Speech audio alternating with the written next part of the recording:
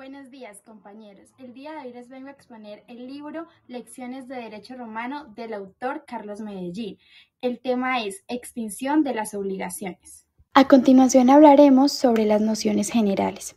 En el derecho romano, en el momento que se pedía un crédito y el deudor lo cancelaba, no quedaba del todo libre, aún quedaba con una deuda, de tal manera que según el tipo de deudor y contrato que hubieran hecho, le decía de qué otra manera podía quedar a paz y salvo esa deuda que el acreedor le colocara. Debía ser obligatoriamente cumplida. Al principio del derecho, para hacer un contrato o un escrito donde garantizara préstamo lo sucedido entre particulares, se caracterizaba la primicia de las fórmulas externas. La obligación nacida del nexum era la forma de contratos. Se realizaba mediante una ceremonia ritual en el cual los símbolos que se utilizaban era el cobre y la balanza. Esto sucedía cuando el pago ya estaba hecho entre el deudor y el acreedor. De esa misma manera, la obligación nacida del stipulatio no podía extinguirse sino por la forma en la que el acreedor declaraba libre de su obligación al deudor. Pero si la obligación había nacido del contrato literis, no podía extinguirse tampoco sino por medio de la escritura. Todo se basaba según la clase de contrato que realizaban el deudor y el acreedor. Luego, admitido por el derecho civil, nace un nuevo contrato llamado mutuo disintimiento de los contratantes, que significa las obligaciones que se contraen por el consentimiento se disuelven por la sola voluntad contraria. Los diversos medios de extinción de las obligaciones. En la última época del derecho romano se generalizó el principio del medio natural de extinguir toda obligación. Es el pago válidamente hecho al acreedor. Fuera de lo jurídico se conocieron otros medios de extinción de las obligaciones y se clasificaron según cómo se producían los resultados liberatorios. Así fueron clasificados en dos grupos, los que extinguían la obligación y los que producían su efecto extintivo por vía de excepción. Los medios en los cuales se extinguía la obligación eran el pago, la novación, la septilación, la confusión y la pérdida de la cosa debida. Los medios de extinción debían tener la obligación y darle la libertad a la persona endeudada de manera absoluta, eso para no tener discusiones en el proceso de la demanda. Era obligatorio que en medio del juicio apareciera acertado y realizado el medio extintivo de la obligación, así el deudor demandado quedaba en libertad y no iba a prisión. De igual manera, no siempre el deudor se salvaba de los defectos, muchas veces no quedaba en libertad y la obligación no era extinguida. Solo no se le culpaba, pero quedaba todo el proceso. También tengamos en cuenta que según el comportamiento del deudor, sumaba o restaba su libertad, ya que debía hablar de forma normal y formal sin necesidad de exaltarse. Si hacía todo lo contrario, se le sumaban sus cargos y no era absuelto. Se debía quedar en prisión durante el proceso. A continuación, del pago. Solutio era la palabra que se utilizaba para decir el acto jurídico de pagar. Significaba la ruptura jurídica de obligación, es decir, la libertad del deudor, de tal manera que podía aplicarse cualquier medio de extinción de las obligaciones. Del término solutio viene la palabra de solución o pago en efectivo, palabras que actualmente utilizamos constante. Dato importante, el pago era el medio propio y natural de extinguir toda obligación. Requisitos para que sus efectos liberatorios a favor del deudor. Primero, ¿quién podía hacer el pago? Regla general, este requisito nos habla del pago del deudor al acreedor.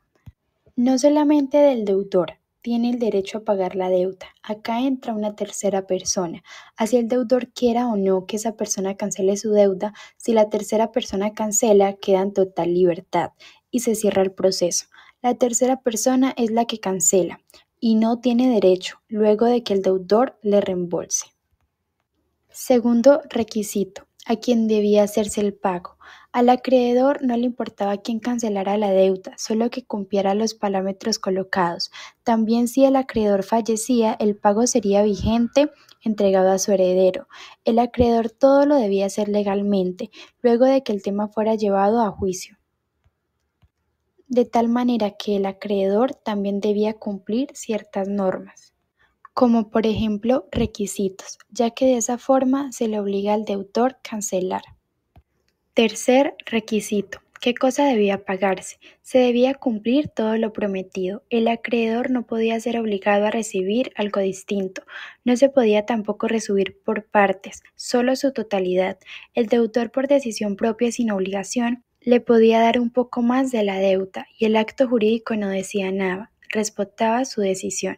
Los anteriores requisitos dicen la relación directa a los elementos constitutivos del vínculo jurídico de la obligación, que son los siguientes: sujeto activo, sujeto pasivo y el objeto. Otras exigencias en el derecho romano eran la hora y el lugar de la entrega de la deuda, algo que debía cumplirse.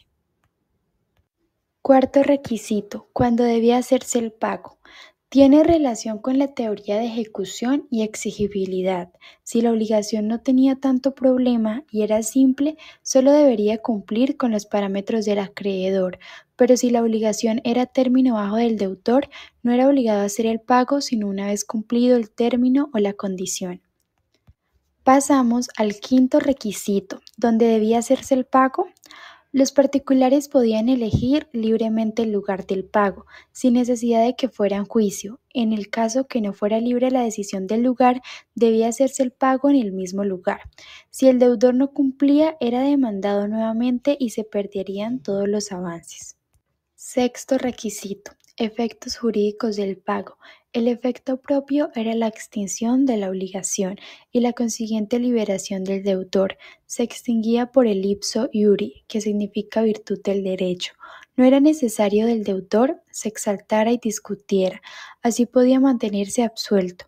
En el derecho moderno se conoce con el fenómeno jurídico de la subrogación legal, que es sustituir una ley por otra. Cuando el pago hecho por el deudor se extingue, obligación para el deudor que paga y el acreedor que recibe, pero por los otros deudores queda subsistente, y a favor del deudor que ya canceló, quien viene a ocupar el lugar del acreedor primitivo.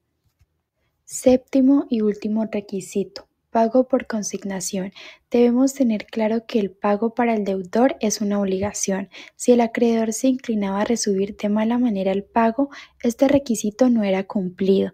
De esta manera el deudor podía hacer ofrecimientos sucesivos y si no aceptaba, el juez autorizaba la consignación o el depósito del objeto de la obligación del acto jurídico, la cual se llamaba absintio, equivale al pago de la consignación.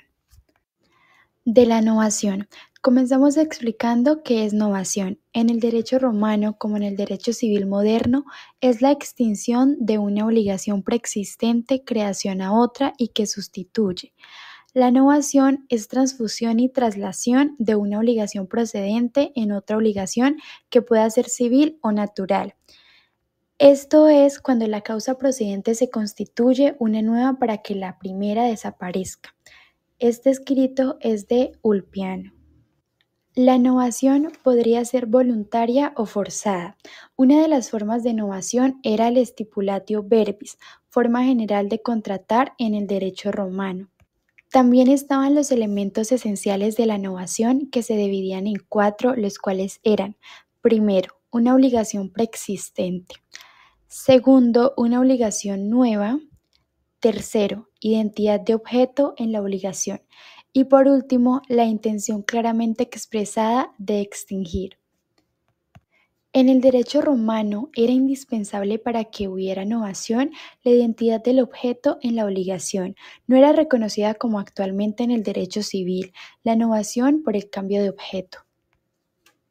Y por último hablaremos del aseptilatio. Primero debemos aclarar y reconocer qué es aseptilatio, que es una figura jurídica destinada a extinguir ipso iure, que se refiere a una obligación. Este último era destinado a crear obligaciones y la asetilación a extinguirlas. Era la liberación del deudor hecha por el acreedor mediante un empleo.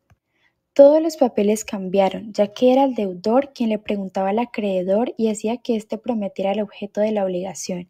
Formulaba la pregunta con el fin que lo declarara libre o diera por recibido el objeto de la obligación preexistente.